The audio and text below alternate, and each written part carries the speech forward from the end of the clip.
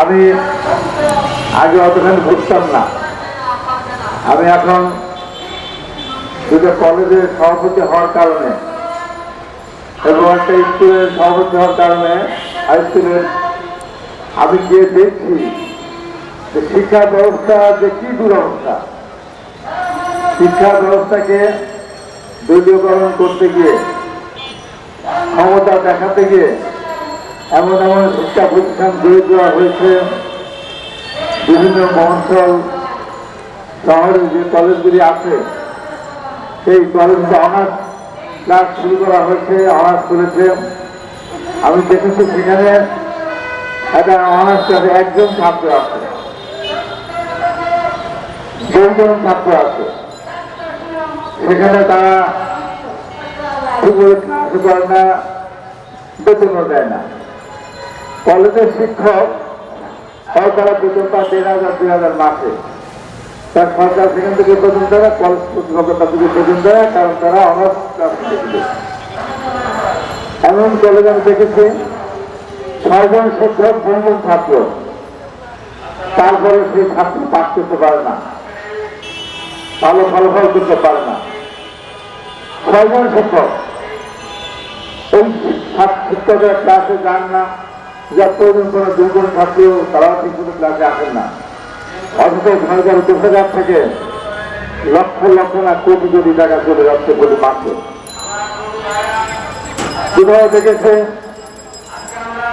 2 জন শিক্ষক আছেন, ওই সাবজেক্টে 1 জন ছাত্র নেই। তাতে কি করবে? লাঠি যাবে না বাড়িতে বসে থাকবে না অন্য চাকরি করবে? সেটা হয়তো আবেদন করতে বেতন থেকে 42-50,000, কাজের কাজ কিছু হচ্ছে না। এই জন্য আমি মনে করি যে কোনো কলেজে অনার্স খোলার আগে গবেষণা দরকার, পৃথিবীর শ্রেষ্ঠ দরকার। যেখানে অনার্স ক্লাস চালু হলে এখানে ছাত্র পাবো কিনা, না পেলে অযথা। যার ফলে অনার্স ক্লাস ব্যবস্থা করে অনার্স ছাত্রের 2টা সাবজেক্ট খুলে দেখালো যে অনার্স ডিগ্রি অনার্স কলেজ। এইভাবে বলে নিজেদেরকে দাঁড়িয়ে করতে গিয়ে বাংলাদেশের প্রচুর ঘুরে যাচ্ছে। আমি যে বলি কলেজের সভাপতি, এই যে টেস্ট পরীক্ষা হয়ে গেল, ওই দিকে আমরা দেখেছি টেস্ট পরীক্ষা দেয় না, আর অনেকে যে পাস করে না, রাজনৈতিক কারণে তাদেরকে গুয়াহাটি থেকে পরীক্ষা দেওয়ানোর জন্য চাপ সৃষ্টি করা হয়। একটা পর্যায়ে কলেজ কর্তৃপক্ষের কয়েকজন সভাপতি থাকেন, ওনার সম্মানিত তারা সহযোগ করে, সেই জায়গায় তারা পাস করতে পারে না। সেই কলেজের পার্সেন্টেজ 20%-25% উপরে তাদের পাশের হাত দেখা যায় না।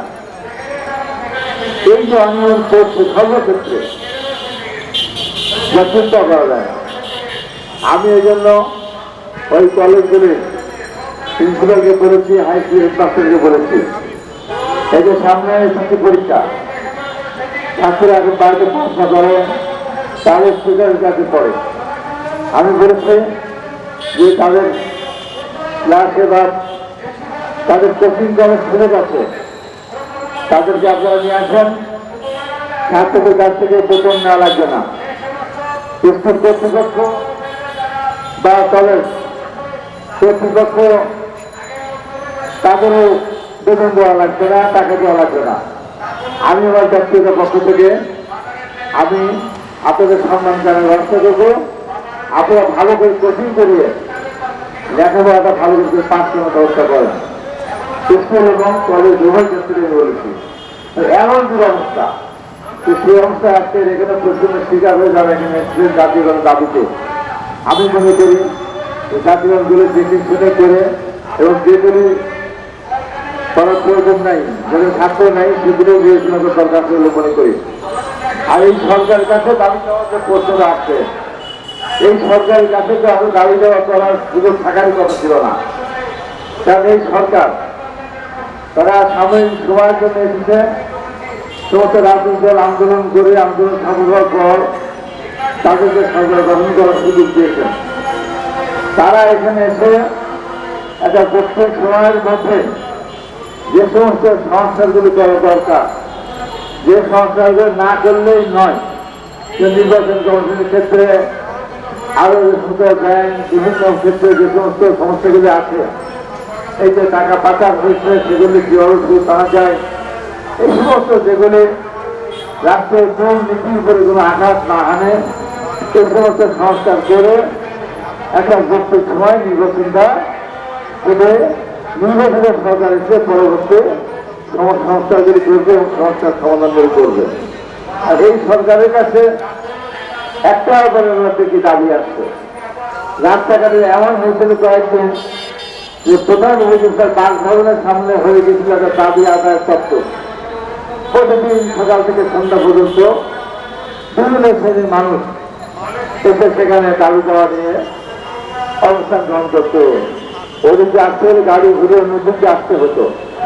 এই জন্য বারবার বলছে সরকারকে এত কিছু হতে জড়ানোর দরকার নেই, সমস্ত কিছু আপনারা এই সর্বসময়ের মধ্যে শেষ করতে পারবেন না। তাহলে এত সময় যখন না করে একটা নির্বাচনের ব্যবস্থা করেন, তাহলে দেশটা সামনের দিকে এগিয়ে যেতে পারবে। এখন নতুন নতুন সংকট এসে আপনাদের সামনে হাজির হবে। এই সমস্যাগুলি আপনাদের নিজস্ব বলয়ের কোনো মতামতের কোনো লোক নেই। আবার বলয়ের লোক যদি থাকেও, যদি আওয়ামী লীগের মতো যদি একদলীয় ভাবে একসঙ্গে করতে যায়, তাহলে সে লোক থাকা সত্ত্বেও সেটা কোনো কাজে লাগে না। তাই আজকে আমরা সবাই ব্যক্তিগতভাবে আন্দোলন করেছিলাম, আপনারা সরকারে আছেন।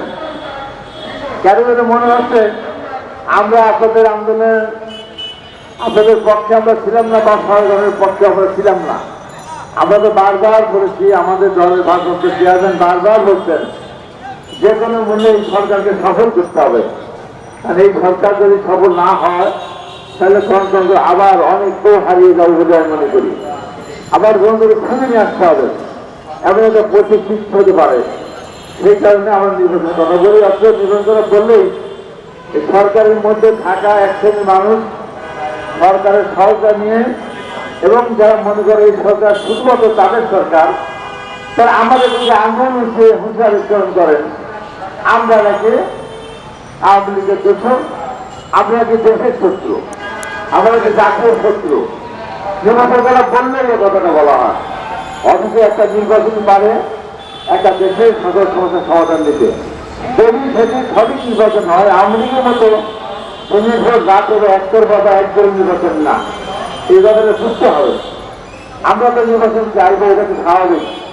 তাকে আবার নির্বাচনের পক্ষে দল কিন্তু 17.5 বছর বা দীর্ঘ 15.5 বছর আমরা ভোটের অধিকারের জন্য আমরা একটা আন্দোলন করছি। যদি ভোটের মাধ্যমে সরকার পরিবর্তন হয়, তাহলে যারাই সমাজে আসুন না কেন, তারা সেখানে জনগণের পক্ষে কাজ করতে বাধ্য, কারণ আবার তাদের জনগণের কাছে আসতে হবে জনগণ সমর্থনের জন্য।